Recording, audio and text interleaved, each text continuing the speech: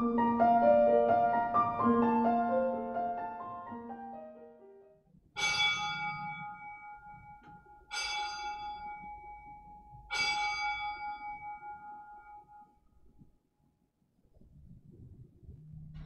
pagi, salam sejahtera dan salam sehat bagi saudara-saudara yang saya kasihi di dalam Tuhan Yesus Kristus.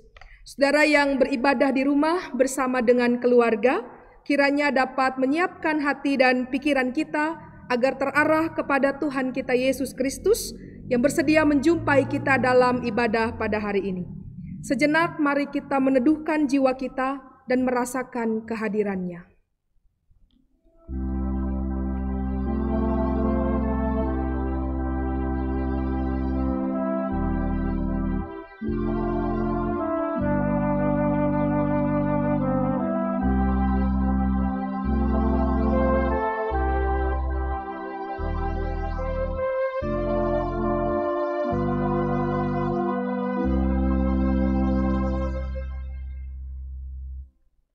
Dengan berdiri dan bersemangat, kita menyambut kehadiran Tuhan dengan nyanyian Hari Minggu, Hari yang Mulia.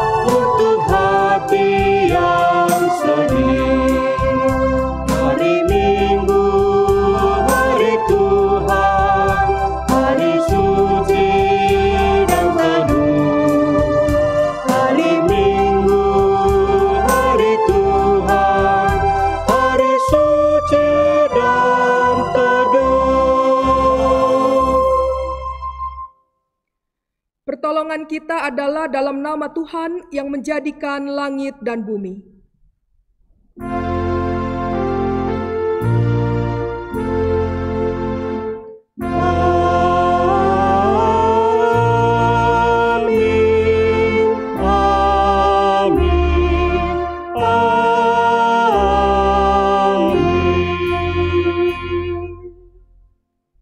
Salam damai dan sejahtera dari Allah Bapa kita, Tuhan kita Yesus Kristus dan Roh Kudus menyertai saudara sekalian. Dan menyertai saudara juga.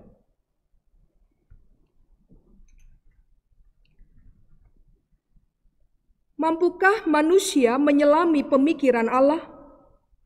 Bukankah manusia seringkali menjadi gagap untuk menyelami pemikiran suami atau istri, orang tua, anak-anak? Kita seringkali silang pendapat dalam memahami orang-orang terdekat. Hari ini, kita diajak untuk merenungkan bahwa salah satu tugas kita sebagai murid Kristus adalah menyelami yang dipikirkan Allah. Perenungan ini membawa kita pada kesadaran bahwa menyelami apa yang dipikirkan Allah adalah sebuah proses hidup beriman. Ini berarti terjadi dalam sepanjang hidup kita. Dengan berani berada pada proses ini, kita menyatakan kesediaan untuk tidak mengandalkan pemikiran sendiri. Kita belajar untuk rendah hati, menaklukkan kesombongan kita pada Dia yang telah membuka relasi dengan kita. Itulah panggilan kita sebagai murid-muridnya.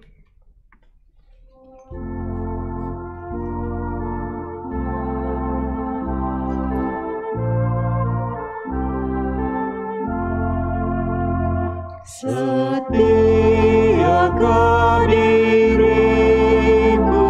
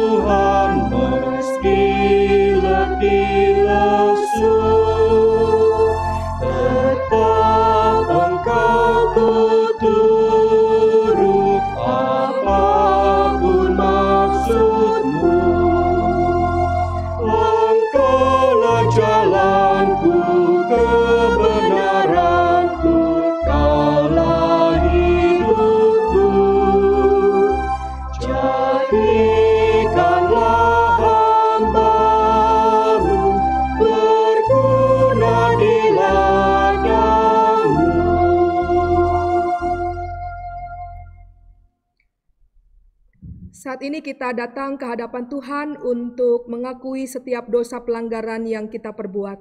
Mari kita menaikkan doa secara pribadi terlebih dahulu.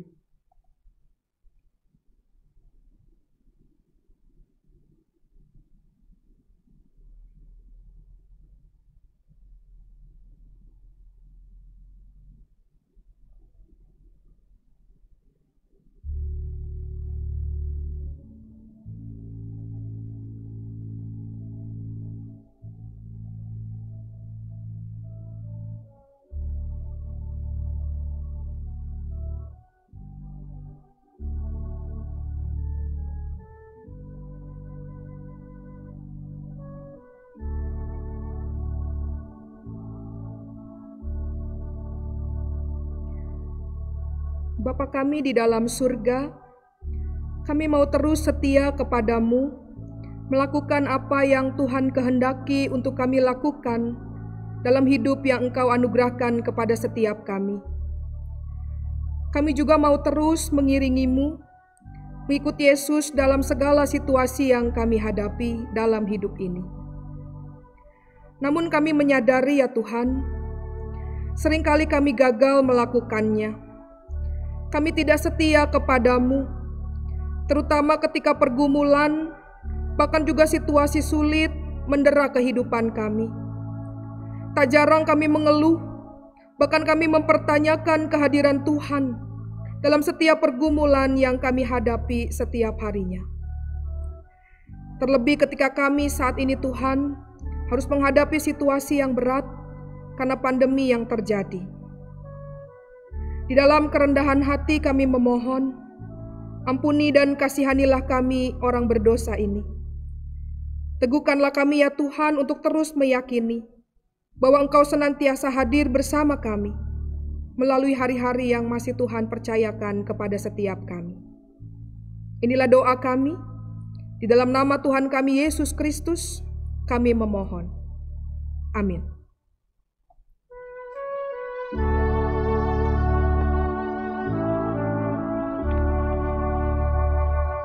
Jadilah Tuhan kehendak-Mu, ku tanah liat di tangan-Mu. Bentuklah aku sesuka-Mu, aku nantikan sentuhan-Mu.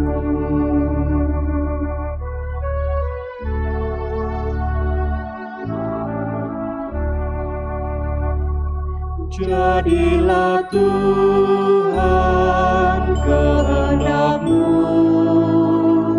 sucikan hati pikiranku. Pilihlah aku dan ujilah, ku di depan-Mu sujud sembah.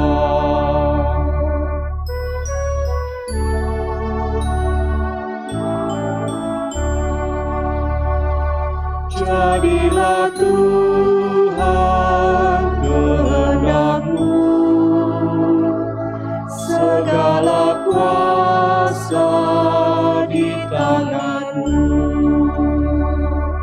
Tolonglah Tuhan, aku lemah, jamahlah aku, kuatkanlah.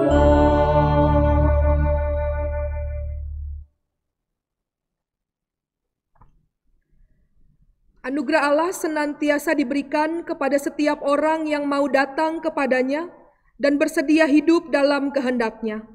Anugerah ini yang dialami Rasul Paulus sebagaimana yang ditulisnya kepada umat di Efesus dalam Efesus 3 ayat 18 sampai dengan 19b.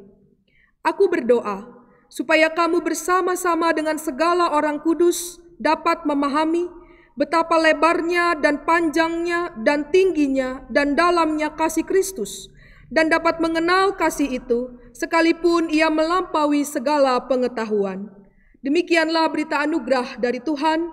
damai Tuhan besertamu.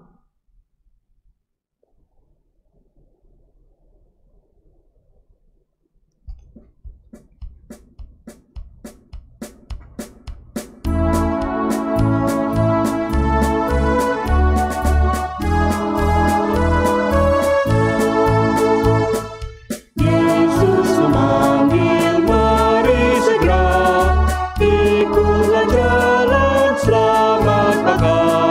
Jangan sesat dengan sabdanya, hai marilah segera. Sungguh nanti kita akan senang, bebas dosa, hati pun tentram, bersama Yesus dalam terang, di rumah yang kekal.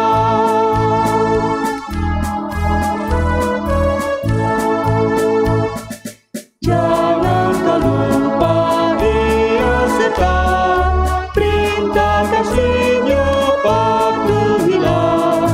Mari dengan lembut suaranya, anakku datanglah. Sungguh nanti kita akan senang, bebas dosa, hati pun tentram, bersama Yesus dalam terang, di rumah yang kekal. Mari umat yang dikasihi Tuhan, kita satu di dalam doa untuk pemberitaan firman Tuhan. Mari kita satu di dalam doa. Bapa kami yang di surga, kami mengucap syukur ketika pada saat ini, dimanapun kami berada, di rumah, di kantor, kami boleh Tuhan persatukan di dalam ibadah. Kami berdoa kiranya apa yang nanti disampaikan dapat membuat sanubari kami tergugah, sehingga kami terpacu untuk melakukan apa yang Tuhan kehendaki dan bukan apa yang kami kehendaki. Kiranya Engkau bersabda melalui hamba-Mu dengan segala keterbatasannya, agar apa yang disampaikan boleh sesuai dengan apa yang Tuhan mau. Berkati setiap kami dengan hikmat, agar Roh Kudus yang ada di dalam sanubari kami terus bersuara dan kami mengikutinya. Di dalam nama Tuhan kami Yesus Kristus, kami telah berdoa dan mengucap syukur. Amin. Selamat pagi saudara-saudara sekalian, kiranya Tuhan memberkati kita. Pembacaan kita diambil dari Matius 16 ayat yang ke-21 sampai yang ke-28. Matius pasal 16 ayat 21 sampai yang ke-28 berbunyi demikian. Sejak waktu itu, Yesus mulai menyatakan kepada murid-muridnya bahwa Ia harus pergi ke Yerusalem dan menanggung banyak penderitaan dari pihak tua-tua, imam-imam kepala, dan ahli-ahli Taurat, lalu dibunuh dan dibangkitkan pada hari ketiga.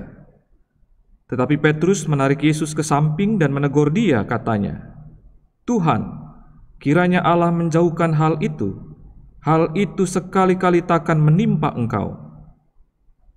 Maka Yesus berpaling dan berkata kepada Petrus, "Enyahlah iblis, engkau suatu batu sandungan bagiku, sebab engkau bukan memikirkan apa yang dipikirkan Allah, melainkan apa yang dipikirkan manusia." Lalu Yesus berkata kepada murid-muridnya, "Setiap orang yang mau mengikut Aku, ia harus menyangkal dirinya, memikul salibnya dan mengikut Aku. Karena barang siapa mau menyelamatkan nyawanya, ia akan kehilangan nyawanya. Tetapi barang siapa kehilangan nyawanya karena Aku, ia akan memperolehnya. Apa gunanya seorang memperoleh seluruh dunia, tapi kehilangan nyawanya? Dan apakah yang dapat diberikannya sebagai ganti nyawanya? Sebab Anak Manusia akan datang dalam kemuliaan Bapanya diiringi malaikat-malaikatnya. Pada waktu itu, Ia akan membalas setiap orang menurut perbuatannya. Aku berkata kepadamu, sesungguhnya di antara orang yang hadir di sini, ada yang tidak akan mati sebelum mereka melihat Anak Manusia datang sebagai raja dalam kerajaannya.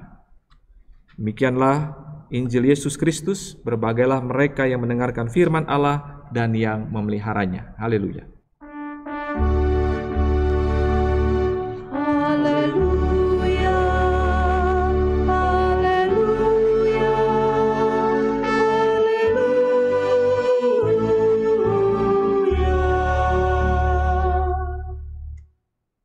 Selamat pagi umat yang dikasihi Tuhan. Tema kita pada saat ini adalah menyelami apa yang dipikirkan Allah. Ya. Seorang ayah sedang mengamati anaknya yang sedang belajar di meja belajarnya yang baru dan unik. Ayah itu mengamat-amati gitu ya. Ternyata istrinya, sang ibu juga mengamati suaminya dari ruang tamunya. Sampai akhirnya istrinya itu menghampiri suaminya dalam kebahagiaan dan berkata kepada suaminya, "Anak kita rajin ya, Pak. Mama bangga banget sama dia." Sahut suaminya, "Bukan. Ini bukan tentang anak kita. Aku sedang berpikir, kenapa meja belajar itu harganya mahal banget," katanya. Nah, saudara-saudara, dari cerita ini kita bisa melihat bahwa betapa sulitnya untuk memikirkan apa yang dipikirkan oleh orang lain, bahkan yang di dalam hubungan suami istri. Pertanyaannya, apalagi menyelami yang dipikirkan oleh Allah. Rasul Petrus juga mengalami kesulitan dalam menyelami pemikiran Allah. Kalau kita lihat, saudara-saudara, dalam perikop sebelumnya, kalau kita baca, ya, dalam perikop sebelumnya Petrus mewakili para murid mengakui Yesus itu sebagai Mesias. Ya. Dialah yang kedatangannya sejak lama diharap-harapkan. Memang para murid mulai menyadari bahwa Yesus itu adalah tokoh istimewa karena mereka menyaksikan sendiri apa yang dilakukan oleh Yesus. Mengusir roh jahat, melakukan berbagai kesembuhan, berjalan di atas air gitu ya, menggandakan roti dan ikan, dan melakukan banyak lagi mujizat dan sebagainya ya. Para murid juga sangat terkesan terhadap pengajaran yang diberikan oleh Yesus karena memerdekakan batin ya. Petrus seperti juga orang Yahudi pada saat itu berpegang pada satu pemahaman bahwa Mesias itu tidak dapat kalah, bahkan mati di kotanya sendiri, yaitu Yerusalem ya. Pemahaman yang sudah mendarah daging ini membuat Petrus itu menganggap dirinya yang paling benar, sehingga menganggap bahwa apa yang dikatakan oleh Yesus sebagai yang tidak benar. Nah, inilah yang pada akhirnya membuat Petrus berani untuk menarik ke samping dan menegur Yesus. Bayangkan saja, seorang guru ditarik ke samping dan ditegur oleh muridnya di depan orang banyak dan menyanggah apa yang baru saja guru itu sampaikan. Hal ini terjadi karena Petrus menganggap apa yang dipikirkannya mengenai Mesias itu satu-satunya yang paling benar. Apa yang dipikirkannya itu adalah satu-satunya yang paling benar, sehingga tidak membuka ruang terhadap apa yang dipikirkan oleh Allah. Dari sebuah pemikirannya, lalu memunculkan penganggapan diri paling benar, dan akhirnya memunculkan tindakan-tindakan yang akhirnya mempermalukan Tuhan. Nah, saudara-saudara, kan sebenarnya Mesias itu bukan berasal dari kesan yang hebat yang ada di mata orang, tetapi karena Allah sendiri yang sebenarnya berkenan kepadanya. Hal ini terungkap ya kalau kita melihat pada peristiwa pembaptisan Yesus dalam Matius 3 ayat ke-17. Dan ini juga ditegaskan kembali dalam penampakan kemuliaan Yesus di gunung dalam Matius 17 ayat yang ke-5. Dalam kedua peristiwa tersebut kan terdengar suara dari langit yang menghimbau orang agar dapat mendengarkan Yesus. Mengapa harus mendengarkan Yesus? Karena ketika mendengarkan Yesus juga berarti mulai mengenal Bapa yang mengutusnya. Dan siapa yang mendengarkan Yesus dengan sungguh-sungguh akan memahami peristiwa-peristiwa yang nanti bakal terjadi pada diri Sang Mesias ini, pada diri Yesus ini. Yakni tadi yang Yesus bilang, ditolak para pemimpin agama, dibunuh, tapi dibangkitkan pada hari yang ketiga. Nah, saudara-saudara, rangkaian kejadian ini memang sulit diterima di tengah-tengah pemahaman Mesias yang tidak menderita. Padahal kalau kita melihat flashback nanti ya, Yesus seringkali berkata tentang penolakannya, tentang kematiannya, dan tentang kebangkitannya. Itu sampai disampaikan 3 kali oleh Yesus kepada para murid. Namun apa mau dikata? Ya, para murid tidak pernah bisa memahami pernyataan tersebut yang disampaikan oleh Yesus. Nah, artinya apa, saudara-saudara? Artinya kemesiasan Yesus itu tidak menyangkal yang namanya penderitaan. Tapi Yesus justru menghayati penderitaan itu sebagai jalan ke arah kebesarannya. Inilah pokok yang sulit diterima oleh para murid, apalagi oleh Petrus. Karena apa? Karena tadi masih melekat dalam pikiran sendiri bahwa Mesias tidak menderita, apalagi kalah dan mati di kayu salib dengan cara yang memalukan di Yerusalem. Apa yang dilakukan oleh Yesus ini hanya bisa dipahami oleh orang yang bersedia menyelami berpikirnya Allah dengan mempercayainya secara tulus. Nah, saudara-saudara, ketika Petrus menarik Yesus ke samping, maka Yesus juga tidak tinggal diam. Yesus melontarkan kata-kata yang cukup keras. Kalimat "enyahlah iblis". Kalau misalkan kita lihat tadi dalam bacaan kita ayat yang ke-23, "enyahlah iblis". Ini sama dengan yang tertulis dalam Matius 4 ayat yang ke-10 ketika Yesus dicobai di padang gurun. Jika kita melihat bahasa Yunaninya ada perbedaan sedikit pada Matius 4 ayat yang ke-10 dengan Matius 16 ayat 23. Dalam Matius 4 ayat ke-10 dituliskan "hupage satanas", yang diterjemahkan menjadi "enyahlah iblis". Tetapi dalam Matius 16 ayat yang ke-23 bahasa Yunaninya adalah "hupage opiso mau satana", ya, yang bisa diterjemahkan menjadi "menyingkirlah ke belakangku iblis". Ya, dalam bahasa Inggrisnya "get behind me Satan". Nah, maksud perintah Yesus kepada iblis adalah "enyahlah iblis". Sedangkan perintahnya kepada Petrus "menyingkirlah ke belakangku", yang berarti "jadilah pengikutku kembali". Iblis diusir dari hadapan Kristus, tapi Petrus dipanggil kembali untuk menjadi pengikut Kristus, yaitu berada di belakang. Karena satu hal yang tidak mungkin bagi iblis adalah menjadi pengikut Kristus. Sedangkan di pihak lain, Petrus mungkin saja keliru. Dia mungkin saja jatuh. Dia mungkin saja berbuat dosa. Namun baginya selalu ada tantangan, tapi juga ada kesempatan untuk kembali menjadi seorang pengikut. Nah, jadi saudara-saudara, dalam hardikan menyuruh enyah tadi, tersirat juga perintah agar Petrus itu tahu tempat yang sebenarnya, yaitu tadi di belakang Yesus, sebagai pengikutnya, dan bukan sebagai orang yang memaksakan konsep pikirannya, yang memaksakan gagasannya yang mesti terwujud dan memaksakan kehendak. Bukan juga sebagai orang yang mau mengarah-arahkan Yesus atau menjadi penghalang. Apalagi sebagai orang yang berusaha mengambil peran Yesus sebagai guru.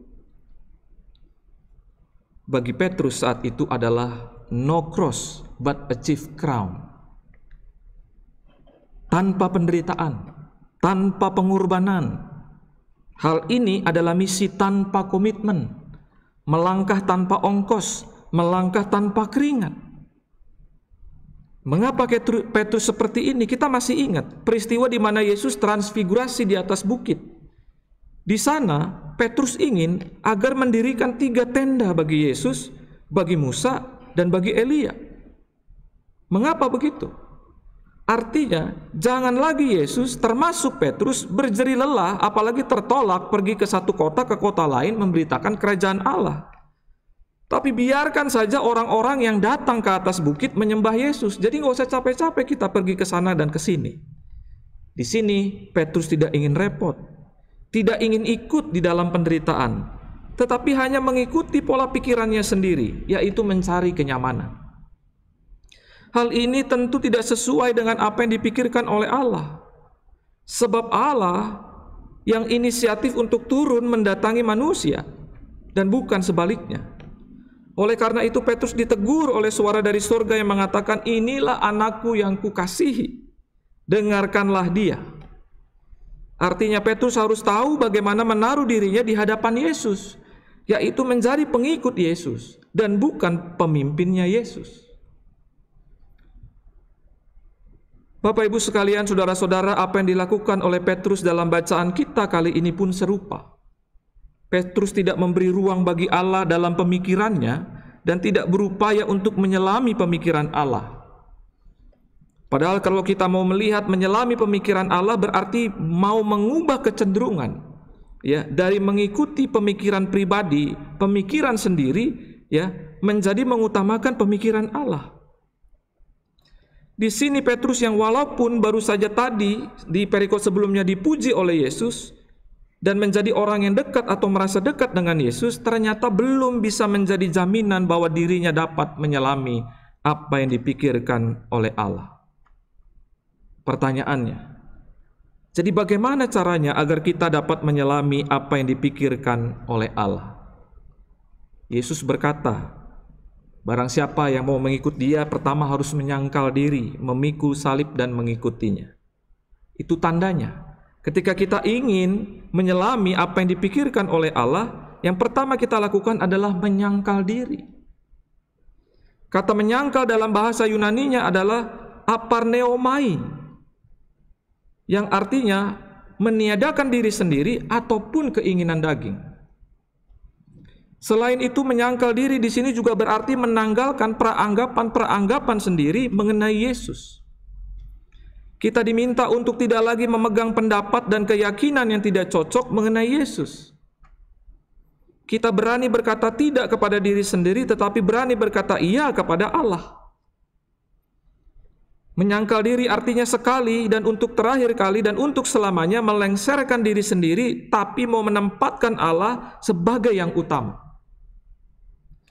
Menyangkal diri artinya melupakan diri sendiri sebagai prinsip kehidupan yang utama, tapi menjadikan Allah sebagai yang utama memerintah dengan kasih-Nya. Dan hidup yang selalu menyangkal diri ialah hidup yang terus-menerus diselaraskan dengan kehendak Allah. Kalimat kehilangan nyawa karena aku akan memperolehnya, artinya menanggalkan pikiran sendiri dan memberikan diri sepenuhnya bagi Dia yang hidup di dalam iman kita. Saudara-saudara, di dalam masa pandemi ini, hari demi hari, pengaruh orang yang sudah menganggap remeh COVID-19 semakin besar. Mengapa? Karena dengan mereka tidak lagi membiasakan hidup dengan normal baru. Ya. Kepentingan dan kesenangan diri sendiri menjadi yang utama sehingga sesama bahkan Tuhan tertutupi dalam batin. Peraturan dan himbauan pemerintah diabaikan. Orang hanya mengikuti apa kata hatinya sendiri, padahal faktanya kenaikan kasus COVID-19 semakin parah dan bukan semakin baik. Di tengah-tengah fenomena yang sedang terjadi ini, kita sebagai umat Tuhan perlu melihat kepekaan dalam melihat hati kita. Kita memang semua rindu bahwa hidup kita dapat kembali seperti sedia kala. Tetapi adalah lebih perlu pada saat ini untuk menjalani apa yang Tuhan kehendaki dan menjadikannya sebagai yang utama. Karena kita percaya bahwa Tuhan bekerja dalam peraturan dan himbauan pemerintah dalam menanggulangi penyebaran virus. Kita menghilangkan kepentingan daging, tapi kita mau menempatkan Kristus sebagai yang utama. Seperti Rasul Paulus yang mengatakan, bukan lagi aku yang hidup dalam diriku, tetapi adalah Yesus. Inilah juga yang dilakukan oleh kita semua pada masa pandemi. Umat dengan sendirinya mengutamakan orang lain daripada diri mereka sendiri dengan hidup saling berbagi. Ada yang berbagi makanan, ada yang berbagi empon-empon, ada yang berbagi buah-buahan, ada yang berbagi doa, ada yang berbagi motivasi, ada yang berbagi informasi terkini mengenai perkembangan COVID dan lain sebagainya. Di dalam kesulitan kita, justru kita semakin dapat menyelami apa yang Allah pikirkan bagi kehidupan kita bersama. Kita pada akhirnya tidak menempatkan kepentingan diri kita sendiri. Lalu Yesus mengatakan memikul salib. Nah, saudara-saudara, salib merupakan alat penghukuman pada zaman Romawi. Tapi bagi kita yang adalah pengikut Kristus, salib merupakan simbol kemuliaan dan pengorbanan Kristus. Oleh karena itu ada lagunya. Salibmu, salibmu, yang kumuliakan. Itu sebabnya kita mesti bersedia memikul beban pengorbanan. Hidup kita adalah hidup yang melayani dengan berkorban. Artinya kita mesti menanggalkan ambisi pribadi demi melayani Kristus dengan tulus dan tanpa mengharapkan penghargaan. Tapi kita mau berani memberikan waktu kita, kesenangan kita demi melayani Allah. Bahkan kita boleh jadi bersedia mengorbankan beberapa hal yang telah kita raih dengan usaha gigih agar dapat bisa memberi lebih banyak kepada Tuhan. Dalam bacaan yang paralel mengenai hal ini adalah dalam Injil Lukas yang menambahkan satu kata penting terhadap perintah Yesus ini.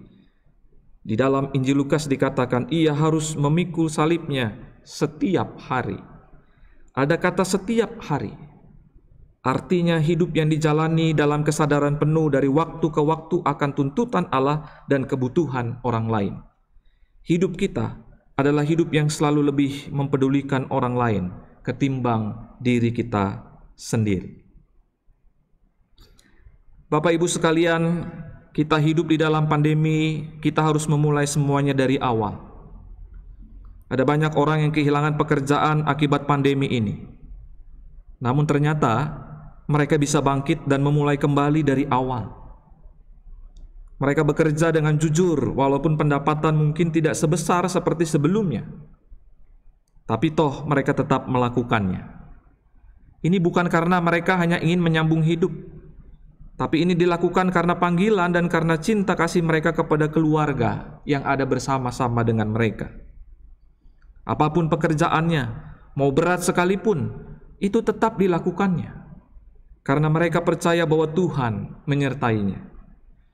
Ada sebuah cerita yang saya dapat dari keluarga di mana dalam pandemi ini sang ayah harus bekerja seharian. Pagi sampai sore ia ojek online. Malamnya sang ayah bekerja di bandara di bagian kargo dan angkut barang sampai pagi. Berat dan mengambil energi sangat banyak. Tapi ternyata sang ayah mengatakan ada sukacita dan ucapan syukur kepada Tuhan walaupun berat yang dilakukan, bahwa dirinya bisa terus bekerja dan bisa melakukan apa yang Tuhan kehendaki bagi dirinya dan keluarganya yang ia kasihi. Ada juga kisah yang saya dapat seorang anak yang bukan jurusannya tetapi memulai untuk belajar membuat kue di rumahnya. Dijual via online untuk membantu sang ayah yang bekerja di masa pandemi ini yang juga ojek online. Bapak Ibu sekalian, ini sebuah bukti bahwa beratnya hidup dapat membuat kita saling mengasihi lebih dalam lagi. Dan kisah yang tadi saya ceritakan ini semua terjadi di Citra.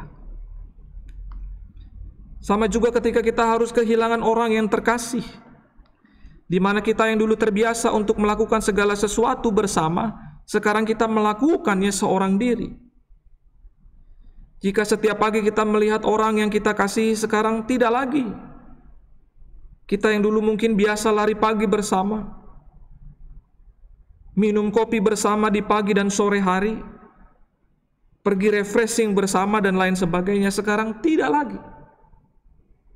Saya pun akhirnya menjadi teringat ketika saya kehilangan ibu saya. Hati saya hancur sekali. Berat rasanya. Untuk menjalani hari-hari ke depan itu sungguh terasa sangat berat karena terbiasa terhubung dengan ibu saya. Terkadang saya pun menangis sendirian, mengingat semua hal yang telah saya habiskan dengan ibu saya. Bahkan sampai sekarang ketika saya melihat fotonya, hati saya masih dilanda pilu, tetapi juga tergugah. Dan sering saya berkata dalam hati, maafkan saya jika dulu saya belum bisa berikan yang terbaik untuk mama. Bayangan ibu saya pun sering muncul dalam benak pikiran saya. Tapi walaupun demikian, saya bersyukur bahwa ibu saya pulang ke rumah Bapa di surga, tapi kenangan dan cintanya tidak pernah hilang dari saya. Sekarang ibu saya seperti angin, tidak bisa saya lihat, namun ia bisa saya rasakan di dalam hati saya. Umat yang dikasihi oleh Tuhan, kehilangan adalah salib.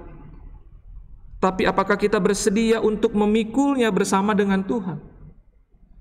Umat yang telah kehilangan orang terkasih adalah pribadi-pribadi yang luar biasa, sebab hari lepas hari mampu memikul salib itu bersama dengan Tuhan hingga sampai detik ini. Dengan kita memikul salib bersamanya, Yesus akhirnya menjadi pribadi yang sangat dekat dengan kita. Dan ketika ia menjadi pribadi yang sangat dekat, kita semakin dapat menyelami apa yang ia pikirkan untuk hidup kita ke depan, yaitu menguatkan dan meneguhkan kita. Dan Yesus berkata kepada orang banyak pada saat itu, setelah memikul salib, mengikut aku. Bapak Ibu sekalian, kata mengikut di sini dalam bahasa Yunaninya adalah akoloteo. Artinya adalah untuk berjalan di belakang, mengikuti, bergabung dengan orang yang kita ikuti. Kata akoloteo ini berasal dari kata dasar keleutos, yang artinya jalan. Maka dari itu ketika kita berada pada satu jalan yang sama bersama dengan Kristus menuju Yerusalem, kita dalam satu jalan, dan bukan mengikutinya tetapi mengambil jalan lain sesuka pikiran kita sendiri. Artinya kita turut berpartisipasi dalam keselamatan yang ditawarkan oleh Yesus dengan ketaatan yang baik. Hidup kita selamanya mengikuti Yesus, yaitu pemimpin kita. Dalam ketaatan yang konstan dalam pikiran kita, dalam perkataan kita, dalam tindakan kita kepada Yesus. Kita mengikuti Dia kemanapun Ia berjalan. Bapak Ibu, di dalam pandemi juga yang sedang terjadi, kita tetap mengerjakan apa yang Tuhan kehendaki. Kita tetap mengikuti jalannya. Kita tetap setia. Kita tidak berbelok ke kiri ataupun ke kanan. Kita tetap berada di belakangnya. Kita tetap menjaga iman kita agar tidak pudar, kendati pun kondisi sedang buruk sekalipun. Justru momen pandemi menjadi ajang di mana kita dapat membuktikan iman kita kepada Kristus sampai sejauh mana, dan bukan menjadikan hal ini sebuah alasan bagi kita untuk tidak dapat melakukan apa yang Ia kehendaki. Kita diajak oleh Kristus untuk semakin dapat menyelami lebih dalam apa yang Ia pikirkan, dan gerak-geriknya seharusnya mampu kita rasakan di dalam sanubari dan juga setiap kondisi yang terjadi di dalam kehidupan kita. Dan Yesus berkata, orang kehilangan nyawa demi Kristus. Oleh sebab itu, mari kita tanggalkan pikiran kita. Dan kita mau beralih kepada pikiran Allah. Kita hidup menurut apa yang Allah mau dan bukan apa yang kita mau. Apabila kita menjalani hidup dengan selalu mengejar keamanan, mengejar kemudahan, mengejar kenikmatan seperti Petrus tadi. Dan apabila setiap keputusan diambil dengan hikmat dunia, maka kita akan kehilangan segalanya yang bisa membuat hidup itu bermakna. Tapi orang yang menanggung resiko demi Kristus, dan mungkin tampaknya ia seolah-olah kehilangan segalanya, sesungguhnya ia memperoleh hidup. Seandainya tidak ada orang yang bersedia menghadapi resiko, tentu tidak akan pernah ada orang-orang yang sedang mencari obat atau vaksin untuk COVID-19. Seandainya tidak ada ibu yang bersedia menghadapi resiko, tentu tidak ada bayi yang dilahirkan. Jadi orang yang bersedia mempertaruhkan hidupnya demi Allah, demi Kristus, dialah yang nantinya akhirnya akan menemukan hidup itu sendiri. Dan Yesus meneruskan perkataannya, memperoleh dunia tapi kehilangan nyawanya. Hal ini mengingatkan kita pada peristiwa godaan di padang gurun ketika iblis menunjukkan kebesaran dunia dalam Matius 4 ayat yang ke-9. Pada saat itu Yesus menolaknya dengan berpegang pada ayat kitab suci bahwa Allah lah yang patut disembah. Dan pada saat itu, kini kepada murid-muridnya dijelaskannya mengapa seluruh dunia tidak sepadan dengan kehidupan sejati yang perlu dijaga sampai akhir. Mereka yang mengikuti Yesus inilah yang akan mendapati diri berjalan bersama Yesus. Dunia mengagungkan benda-benda yang bersifat materi, tapi berlawanan dengan Allah. Ada hal-hal penting mengenai benda-benda yang bersifat materi ini. Yang pertama, bahwa semua itu tidak dapat dibawa ketika kita harus mati. Karena apa? Ketika kita mati, orang hanya bisa dapat membawa dirinya sendiri. Yang kedua, bahwa harta benda tersebut tidak dapat menolong orang ketika hidupnya mengalami kehancuran. Tidak dapat memulihkan hati yang hancur dan jiwa yang kesepian. Apa yang kita dapat lakukan jika kita berada di dalam kondisi seperti itu? Satu-satunya jalan adalah melalui pertobatan, yaitu memberikan diri kita sebagai persembahan kepada Yesus dan terus-menerus menyelami apa yang dipikirkan oleh Allah dan bukan yang kita pikirkan. Pertanyaannya kembali, Bapak Ibu sekalian, bagaimana agar terus dapat konstan menyelami apa yang dipikirkan oleh Allah dengan menyangkal diri, memikul salib, dan mengikuti Dia? Ada ungkapan coram Deo. Kalau kita melihat apa itu coram Deo, itu adalah berasal dari bahasa Latin yang berarti di hadapan Allah, di hadirat Allah. Orang yang menyadari seluruh keberadaan dirinya berada di hadapan Allah tidak akan sembarangan untuk hidup. Contohnya, pada abad pertengahan ada 2 orang yang diberikan mandat oleh salah satu gereja untuk melayani sebagai pencuci perkakas perjamuan kudus dan perkakas makan para imam. Hasilnya, kedua orang tersebut itu melakukan pekerjaannya dengan begitu luar biasa. Semua perkakas itu dicuci bersih, bisa mengkilap, bahkan tidak bau. Ketika ditanya mengapa bersedia melayani di gereja menjadi pencuci perkakas dengan setia, mereka menjawab, coram Deo.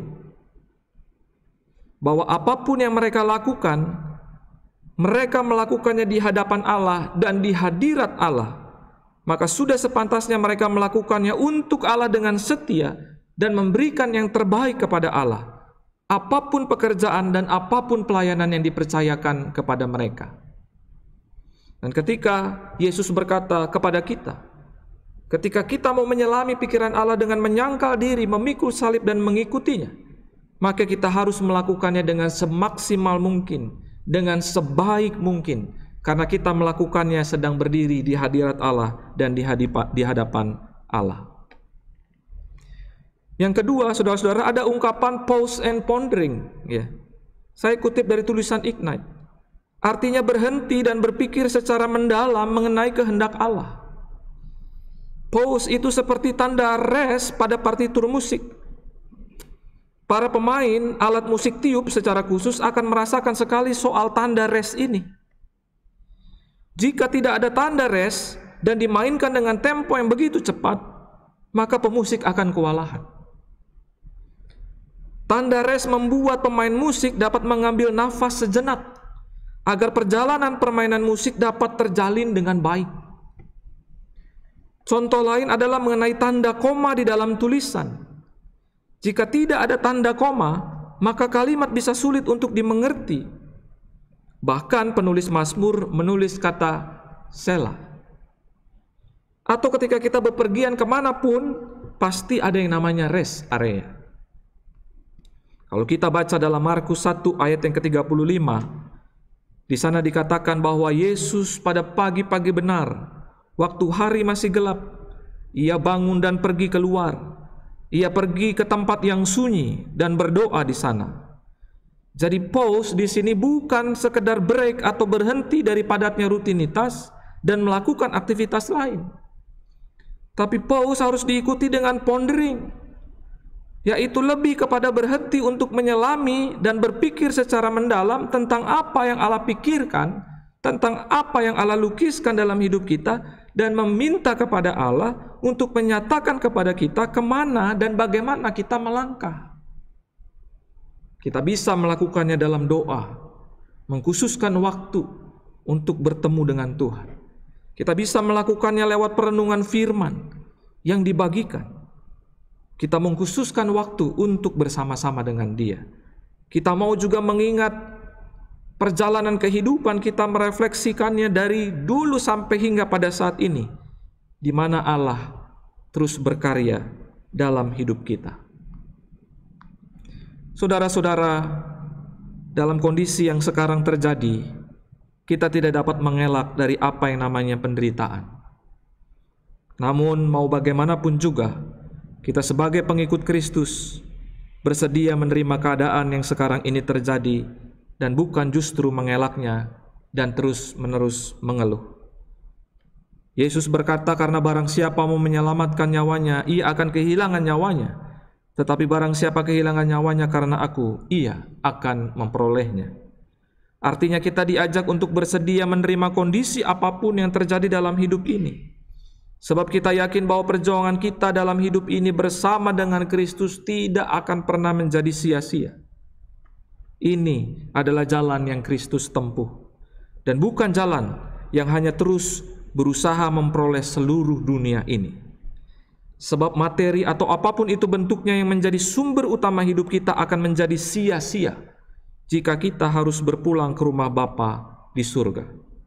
Jadi kejarlah apa yang dipikirkan dan dikehendaki oleh Allah, dan bukan mengejar apa yang kita pikirkan dan apa yang kita kehendaki, sehingga kita bisa sampai kepada satu momen di mana kita memaksa Tuhan seturut dengan kehendak kita sendiri, seperti yang Petrus lakukan.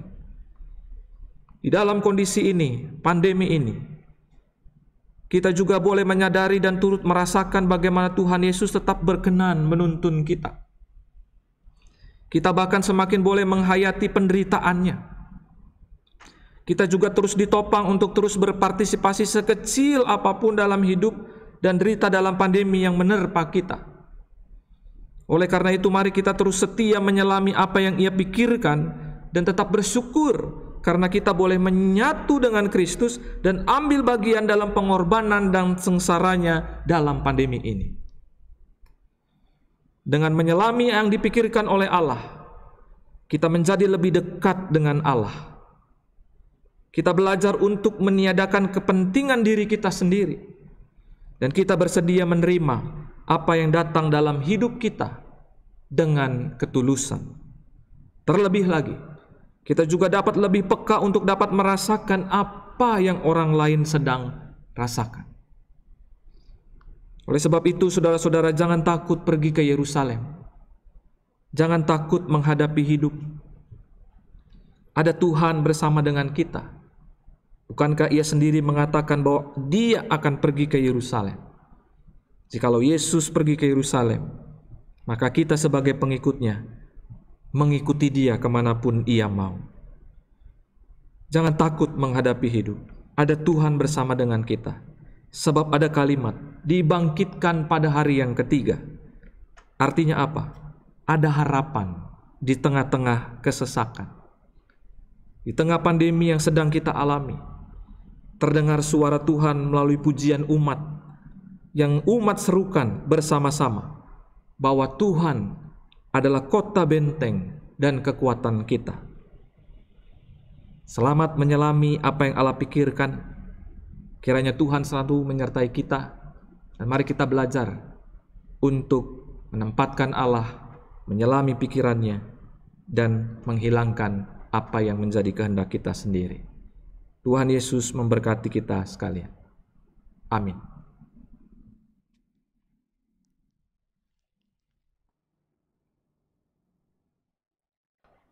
Marilah kita bersama dengan umat Allah di masa lalu, masa kini dan masa depan, mengingat pengakuan pada baptisan kita dengan mengucapkan, Aku percaya kepada Allah, Bapa yang Maha Kuasa, Khalik langit dan bumi, dan kepada Yesus Kristus, Anaknya yang tunggal Tuhan kita, yang dikandung dari Roh Kudus, lahir dari anak darah Maria, yang menderita sengsara di bawah pemerintahan Pontius Pilatus, disalibkan, mati dan kuburkan, turun ke dalam kerajaan maut.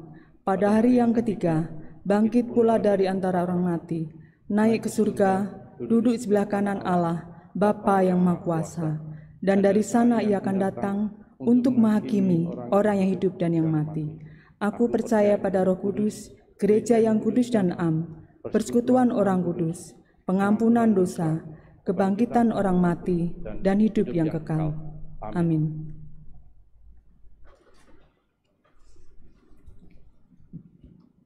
Mari kita menaikkan doa syafaat kita.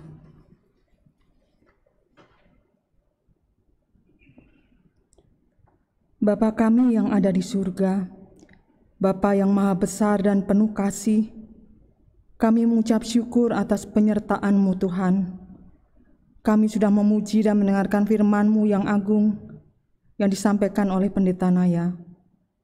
Kami sudah diingatkan kembali bagaimana kami harus menyelami apa yang ada di dalam isi hati Tuhan, yang kami juga harus diingatkan untuk mampu menyangkal diri dan memikul salib dan mengikut Tuhan.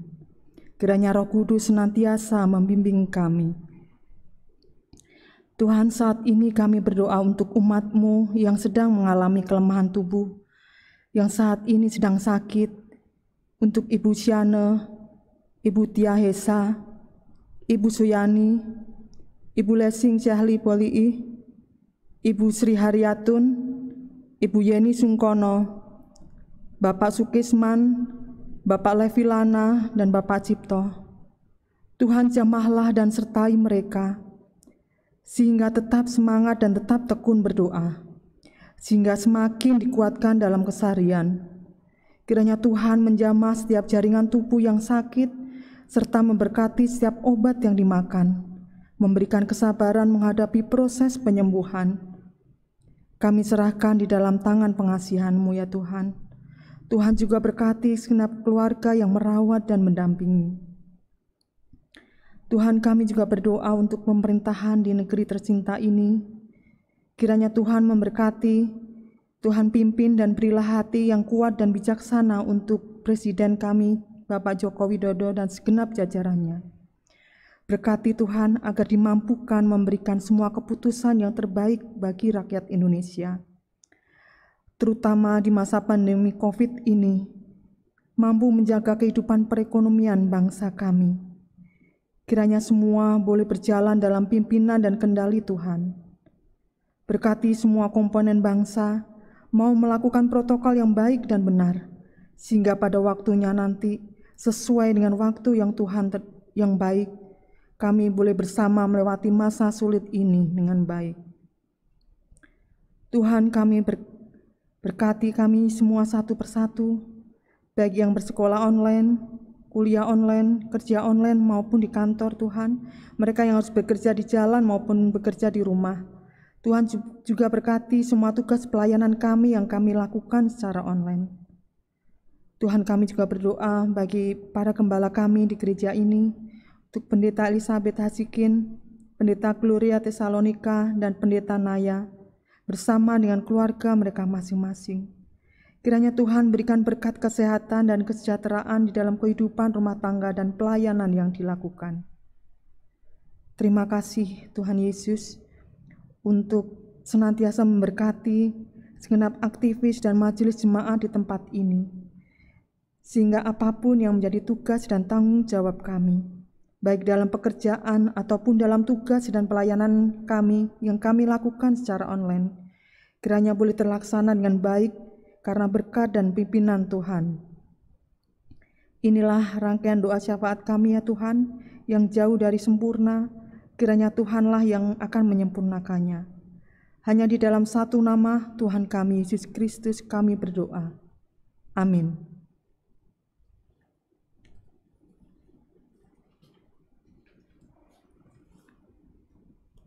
Sebagai murid-murid Kristus, kita menyadari bahwa pemeliharaan Tuhan tidak pernah berkesudahan.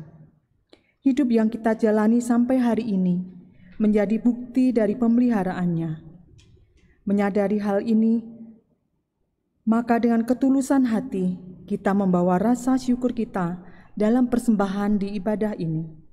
Firman Tuhan dalam 1 Tawarikh 29 ayat yang ke-17 mengatakan, "Aku tahu ya Allahku, bahwa Engkau adalah penguji hati dan berkenan pada keikhlasan.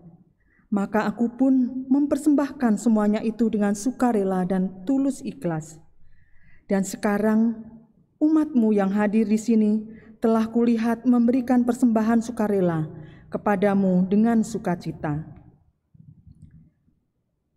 Marilah kita ungkapkan syukur atas kasih Tuhan kepada kita dengan memberikan persembahan yang terbaik baginya. Persembahan dapat saudara simpan di dalam amplop dan dapat saudara bawa pada waktu ada ibadah onsite, atau saudara dapat mentransfernya ke rekening GKI Perumahan Citra 1. Mari kita bawa persembahan kita dalam iringan pujian PKJ 149 bait 1 sampai 3.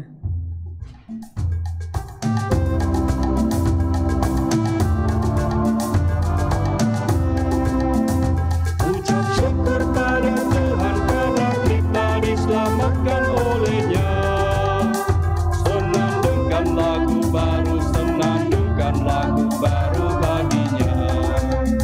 Nyanyikanlah dengan riang karena kasih setia Tuhan, nyanyilah. Senandungkan lagu baru, senandungkan lagu baru baginya. Muliakan nama Tuhan karena kuasa-Nya sembah dimuliakan.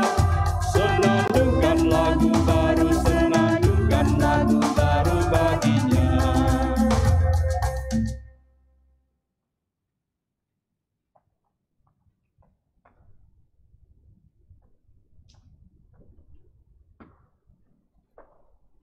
Mari kita menaikkan doa persembahan kita.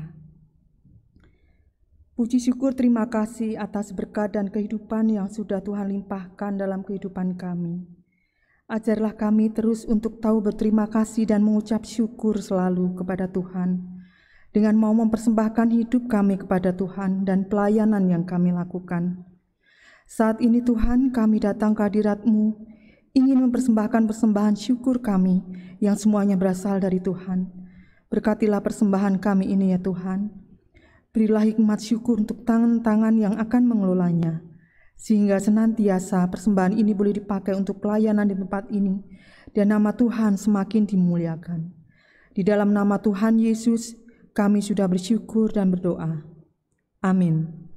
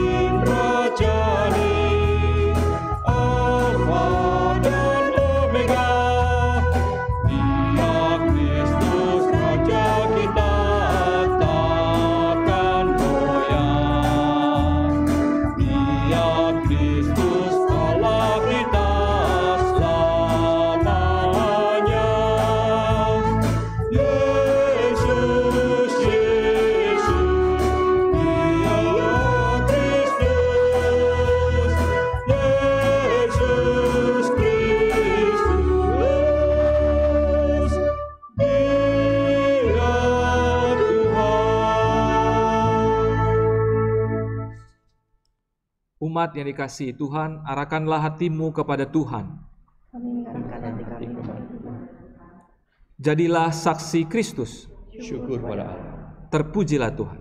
kini dan selamanya.